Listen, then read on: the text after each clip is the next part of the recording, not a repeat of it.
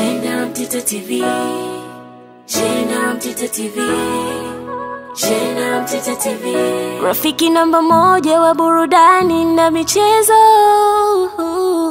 Rafiki namba moja wa burudani na michezo. Refa yule Dahane Beida leo hii alikuwa miongoni mwa wale waliokuwa gumzo kwenye uwanja wa New Amani Complex pale visiwani Zanzibar, wakati wa Tanzania wekundu wa Msimbazi Simba waliposhuhudia RS Berkane, mabingwa wa ligi kuu ya Morocco, wakitoa ubingwa wa kombe la shirikisho barani Afrika kwa mara ya 3 katika historia yao, baada ya kupata sare ya 1-1 dhidi ya wekundu wa Msimbazi Simba katika mechi ya pili ya fainali ya kombe la shirikisho barani Afrika kwa msimu huu, na hivyo matokeo ya jumla kuwa 3-1, kwa sababu RS Berkane katika mechi ya kwanza iliyochezwa tarehe 17 mwezi huu kule Berkane nchini Morocco walishinda 2-0. Leo hii wekundu wa Msimbazi Simba wakishangiliwa na maelfu ya mashabiki waliojazana kwenye uwanja wa New Amani Complex visiwani Zanzibar, wakiongozwa na mgeni wa heshima, Rais wa Serikali ya Mapinduzi ya Zanzibar, Dr. Hussein Ali Mwinyi. Leo hii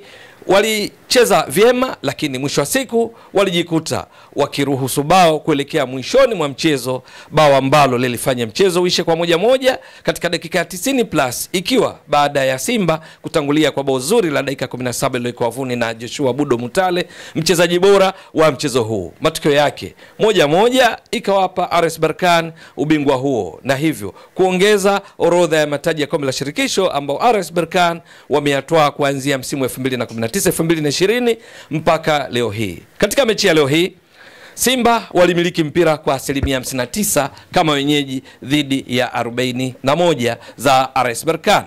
Lakini ni katika mchezo ambao licha ya Simba kuonekana kumiliki zaidi mchezo, lakini kwa mara nyingine tena RS Berkane ndio waliofika zaidi kwenye lango la Simba, kwa sababu mashuti yaliyopigwa mpaka mwisho wa mchezo yalikuwa ni mashuti 7-8, lakini Simba wakipiga shuti moja la kulenga lango lililozaa bao lililowekwa vuni na Joshua Budo Mutale, lakini RS Berkane wakipiga mashuti 5 yaliyolenga lango. Hata hivyo, matukio ya kukumbukwa ni pamoja na bao la kipindi cha pili lililowekwa na Steven Dese Mukwala, mpira wa free kick uliopigwa na Jasha Ahua, aliweka wavuni vizuri kwa kichwa, lakini mwamuzi Dahane Beida yule aliyeshindwa kutumia vema marejeo ya picha za video VAR katika mechi ya robo finali ligi ya mabingwa barani Afrika mwezi wa 4 mwaka jana, wakati wananchi Yanga, wawakilishi wengine wa Tanzania katika michuano ya CAF kwa msimu uliopita, wakiwa katika mechi ya robo finali kombe ligi ya mabingwa barani Afrika dhidi ya Mamelodi Sundowns kwenye uwanja wa Loftus kule Pretoria nchini Afrika Kusini.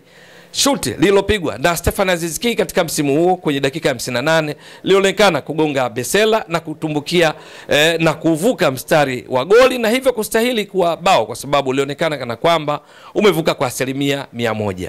Kwa sheria za mpira wa miguu lilipaswa kuwa bao, lakini Dahane Beida pamoja na wasaidizi wake wa chumba cha VAR wala hawakujishughulisha kuipa Yanga bao lililostahili katika mchezo huo ambao mwisho wa siku uliisha kwa suluhu, na hivyo matokeo ya jumla kuwa 0-0, kwa sababu katika mechi ya kwanza jijini Dar es Salaam kwenye uwanja wa Mkapa pia iliisha 0-0. Mikwaju ya penalty ikaiondoa Yanga. Dahane Beida, mwamuzi kutoka Mauritania, akawagumzo kwa tukio hilo. Leo hii bao la Steven Dese Mukwala, Dahane Beida akawa makini zaidi, kwa maana kwamba akatumia marejeo ya picha za video kwenye VAR na maafisa wake kuamuru kwamba lilikuwa ni offside, lakini ni kwamba Dahane Beida hakutaka hata kujishughulisha kwenda kufanya marejeo yeye mwenyewe kwa kujiridhisha kwenye VAR. Badala yake alikubaliana vyema na maamuzi kutoka kwa wasaidizi wake wa chumba cha VAR, na hivyo kuamuru kwamba mpira ulikuwa ni offside.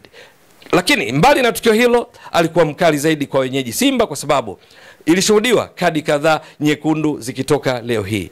Miongoni mwa maafisa wa benchi la ufundi la Simba, wasaidizi wa Fadlu alilimwa kadi nyekundu, Fadlu mwenyewe alilimwa kadi ya njano, lakini inakumbuka vizuri mara tu kilipoanza kipindi cha pili, Yusuf Kagoma alipata kadi nyekundu kwa kucheza faulo iliyomfanya apate kadi ya pili ya njano, na hivyo kuilazimu Simba kucheza pungufu, huku ikiwa inaongoza kwa bao moja lililofungwa dakika 17 na Joshua Budo Mutale. Lakini kuelekea mwishoni mwa mechi Simba kukafanyika makosa. Ndiyo, kulikuwa ni shambulizi limefanywa na RS Berkane. Simba walishauzuia mpira vizuri, lakini utaona Valentine Nouma akazubana mpira, badala ya kuuosha kuutoa katika eneo hatarishi akazubana nao.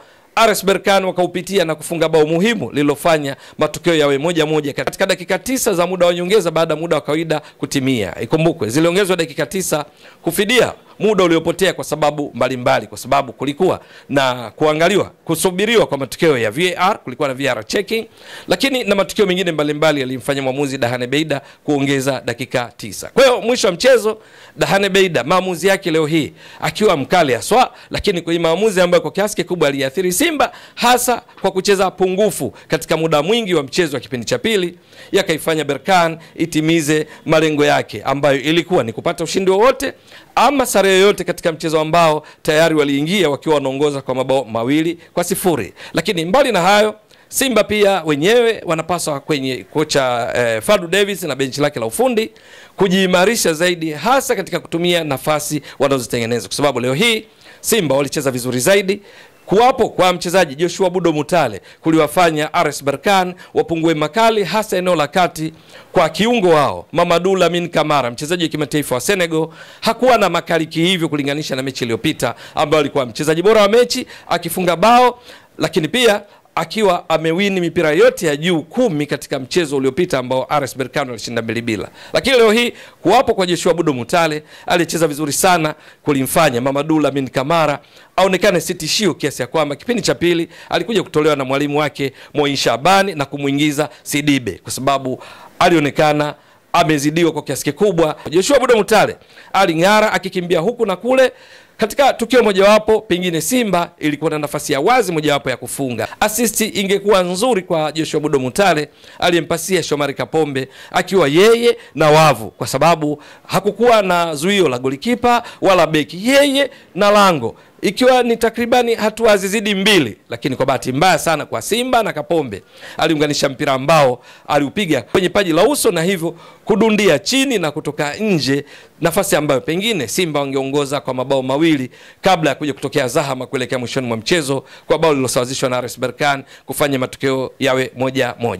Zipo sababu kadhaa ambazo Simba leo hii walijikuta wakipata sare badala ya kupata ushindi wa tofauti ya mabao 3 kama ilivyotarajiwa. Mojawapo ni huo umakini wa kutotumia nafasi walizotengeneza, lakini pili ni pamoja na kutokuwa makini katika mpira wa mwisho kwenye kuondosha, lakini tatu uwezi kuacha kumtaja refa Dahane Beida ambaye kwa kiasi kikubwa alionekana kuwa na maamuzi yenye kuwaumiza zaidi Simba, ingawa mengine ukiyafuatilia vizuri alikuwa sahihi. Dahane Beida amechangia kwa kiasi kikubwa pia katika ufanisi wa RS Berkane ambao nao cheza yao ilikuwa ya mahesabu zaidi, wakishambulia kwa hesabu, ambapo mwisho wa siku idadi ya mashuti ya kulenga shabaha ilidhihirisha juu ya mipango kazi ya Moin Shabani katika mafanikio yake. Lakini pia idadi ya mashuti kwa ujumla, mashuti 7 dhidi ya 8.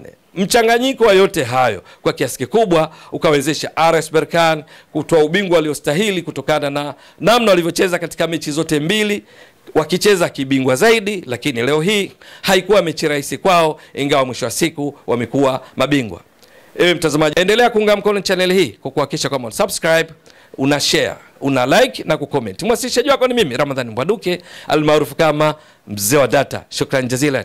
Bye bye. Inawezekana ukajiuliza, hapa ni wapi? Hapa ni Kisasa Dodoma, na hii ni Brand Hotel. Je, unatafuta mahali pa kukaa wakati wa weekend au safari zako za kikazi? Basi unapofika Dodoma, ichague Brand Hotel. Ni hoteli ya kifahari, chaguo kamili kwako, yenye mandhari nzuri ya kuvutia. Tunajivunia huduma bora ya malazi, chakula na vinywaji. Utapata free breakfast, free wifi, free swimming pool. Vyumba vyetu ni vya kisasa na vifaa vya kipekee vinavyofanya siku yako kuwa ya kufurahisha na yenye kumbukumbu nzuri. Pia tuna kumbi za kisasa kwa ajili ya shughuli mbalimbali na garden ya kupigia picha. Tunapatikana Kisasa, Dodoma, Tanzania. Fanya booking online kupitia booking.com. Wasiliana nasi kwa simu namba 0773467756. Email brandhotel14@gmail.com. Brand Hotel, tunaamini kwenye ukarimu na huduma bora.